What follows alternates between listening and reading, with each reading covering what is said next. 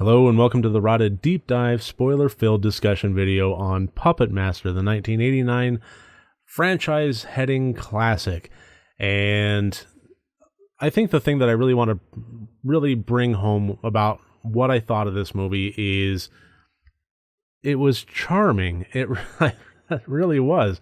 It was whimsical. It was fun. Yes, it was cheesy, but it was charming, and I really had to appreciate that. Now, there's no real particular scene that I want to address. There's one, but it's toward the end, and I'll get to that.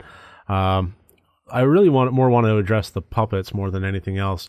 First of all, the main puppet, Blade, I really genuinely enjoyed him. The design of him is just, I don't know, it's aesthetically compelling, how it's a bit skull-like, but at the same time not.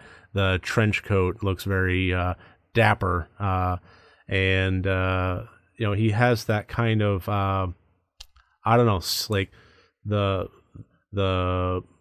SS agent kind of look to him without actually having any kind of Nazi emblematic emblems on him or anything. But I thought that was an interesting aesthetic choice, considering that the Puppet Master was being chased by Nazis in the very beginning.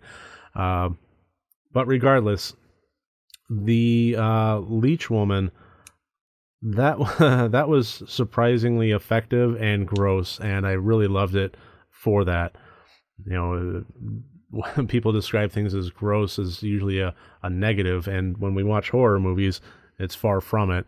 And I thought that that character design sold that really well. It was very slimy and disgusting, and the noise that was being made along with it. Now, I have a little bit of an issue, me personally, with one thing I really don't like watching in movies is vomit. It's a hang-up of mine, and it's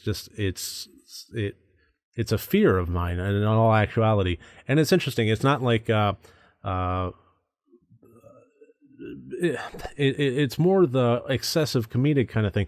It's an interesting thing. Like, okay, I have a fear of clowns as well. And when people hear that, they immediately think, oh, the killer clowns from outer space, evil, sharp tooth, bloody mouth, bleh, fangy clown thing. It's like, no, that's fine.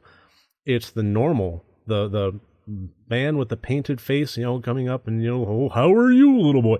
No, get away from me. I don't like it. And that's an interesting thing about the vomit thing too. How I really don't like it is, a normal scene, like somebody, with a, hangover, just, little, a mouthful of tomato soup is fine.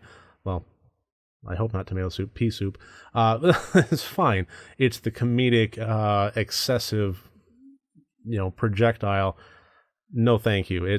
But so, I mean, so the leech woman, especially the noises that she was making really did kind of push my envelope on that. There's not a lot of things that make me, but that's one of them, and it was getting there, and I really have to appreciate how uncomfortable that made me. Let's see, the pinhead puppet I thought was exceptionally adorable. Just the wee little head over the big little body, and it was just really great. I really, just punching things and the brute force kind of fisticuff kind of puppet. I really did have to love that. The Jester, I don't know what to make of him yet, and I'm kind of hoping that he'll make it into future installments of the franchise. We'll see how that goes. Overall, and obviously the drill head dude, that made for some interesting gory elements to him. Yeah, I really liked him too. So overall, I really liked everything about this, and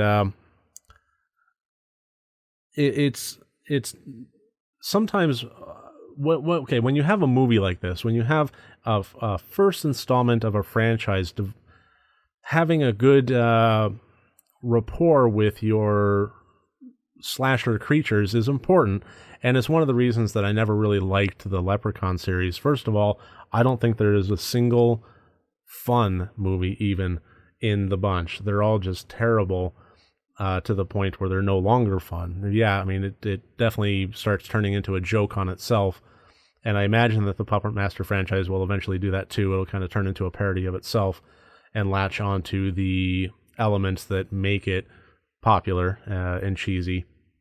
But the Leprechaun ones, I never really cared for the character a whole lot. I love Warwick Davis, and I'm glad that he had fun with it. It was very apparent he had fun with it. But it still never clicked with me. It never resonated with me, and I never really enjoyed them. These puppets, I absolutely do. They are fun, and for not saying a single word, they communicated well, and I just really loved how they were represented. The only thing I'll talk about other than that in the deep dive, as far as a particular scene goes, is one that I thought was interesting, and that was the final scene with the elevator where the puppets were turning on their master, well, their present-day master. I thought it was just funny for me that our hero, if this movie had a hero, that our hero was banging on the gate of the elevator while the villain was getting his comeuppance. And, no, everyone trying to open it and stop it and all that. For me personally, I think I would have been more like, neat. But I mean, that's how I was watching it. I was neat, and yeah, I mean that's how I felt about this entire movie. Every time a kill came out, I'm like, well, that was clever. That was awesome.